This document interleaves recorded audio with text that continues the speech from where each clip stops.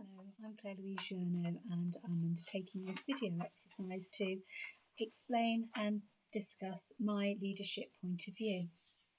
So as part of that, I'm going to go through the 7 points that we have been asked to consider.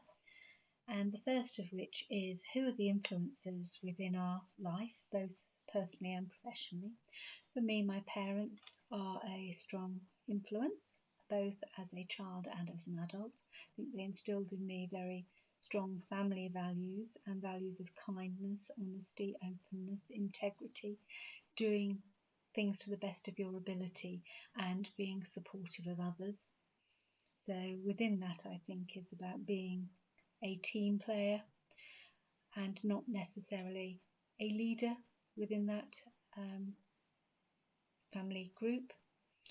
I think professionally, I have had a couple of significant influences for me, one of whom was a very positive leader who was very engaging, very communicative, had fantastic people skills, understood the service we were working within, could talk very passionately about that service, what was needed from us, how we could contribute, how we could develop. We each knew and understood our part to play within that, and that helped to have a very structured, developed, strong, dynamic service. To counter that, I had an experience where I had a leader who was quite emotionally unstable, who would swing from being a best friend in her eyes, sharing and oversharing around herself, her personal life, to somebody who was very distressed, tearful, emotional. I realised that I couldn't work within an environment professionally where my leader was behaving in that way. I did not have confidence in them. I did not trust them, and I did not feel protected within that environment, that the service was heading in the right direction.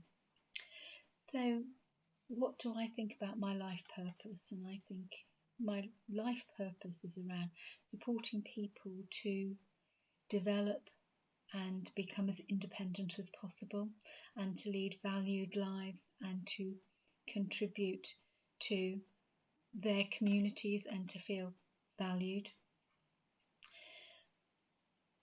And that is also about what I feel I want to do and how I live my life. I am active within my community as well within my professional life, and I think all of that mirrors my personal values. So what are my core values and how do they guide my behaviour? And I think some of these have been intrinsic through out my life, and it's only when you stop and reflect that you realise how embedded and how core they are to your central being.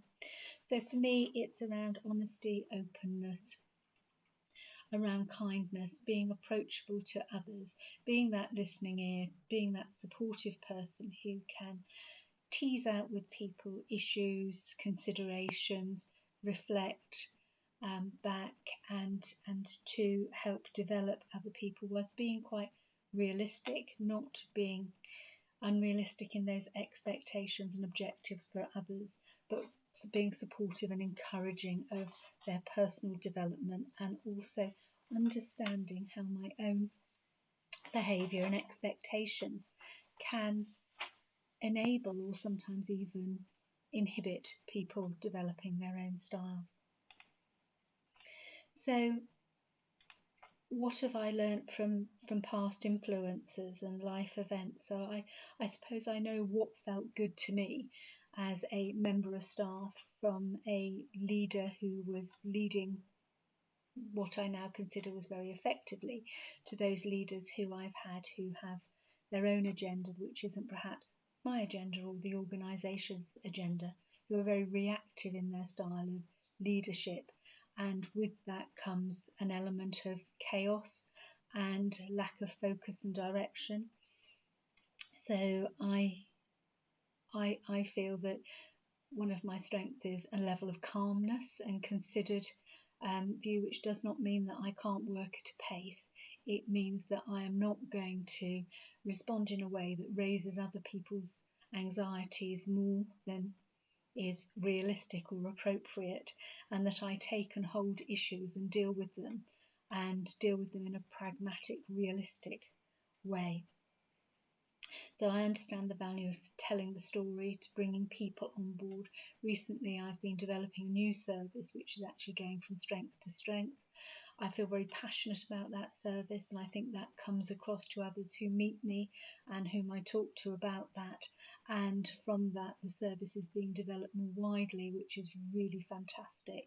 And I think acknowledges the hard work of the wider team and also my leadership within that.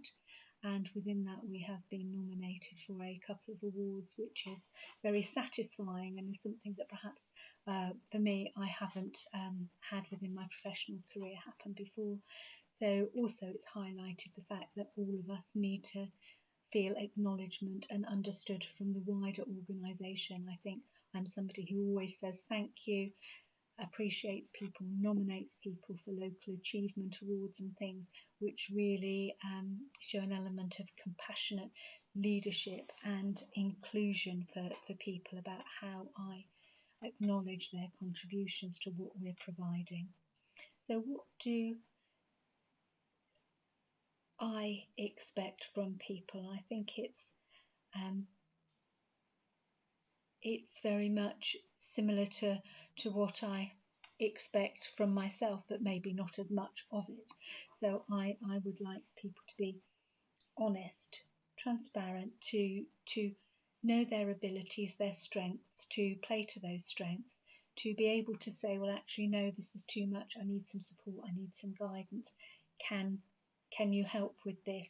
Can you point me in a different direction? I think it's all of those aspects that I want from people. I want people who will challenge. I want people who will ask questions and not just head in a direction because they're asked to do it, but if they have a view and opinion, that we consider that and take that on board. So how will you set examples to your people? And I think that's about, for me, I live my values. So I'm hardworking, I'm conscientious, I have a passion for what I'm doing, I am professional, I'm friendly, I'm reasonably well organised, I try and meet goals, and I try to engage people within a process so that everybody feels as if they are contributing and are contributing to what we hope to achieve. So that is my 7 aspects of leadership. Thank you for listening to me.